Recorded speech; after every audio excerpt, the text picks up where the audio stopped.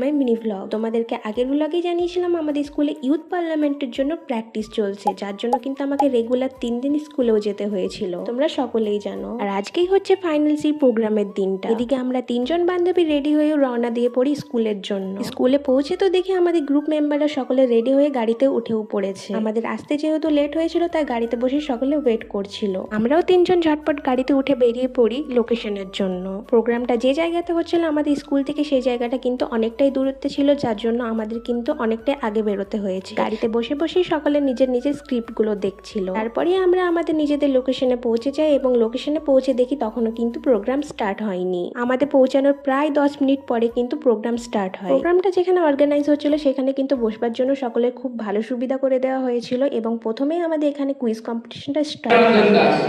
CR Das কোন বছর? এটা হচ্ছে 1923, 1923 তে সিআর দাস এবং মতিলাল নেহরু।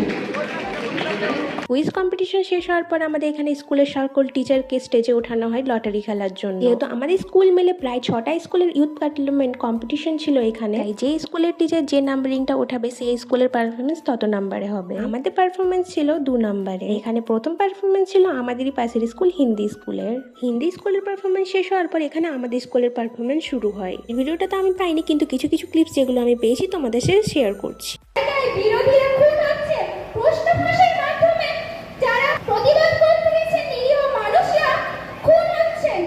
আচ্ছা বলো তো এখানে আমি কোনটা? গ্রেফতার করেছে কিছুদিন আগে বাকচুর শহরে ধীররানা রাউডির বন্ধু নামে পরিচিত এই সানি। এর আগেও রানার সূত্র ধরে তপসিয়ার বাসিন্দা ইকরা হাসানকে পুলিশে গ্রেফতার করেছে। এইভাবে জঙ্গির কার্যকলাপ দিন দিন বেড়েই চলেছে। রাজ্যের স্বরাষ্ট্রমন্ত্রী তথা মুখ্যমন্ত্রী অনুগ্রহপূর্বক জানাবেন কি এই ব্যাপারে সরকার কি পদক্ষেপ গ্রহণ করছে? ধন্যবাদ।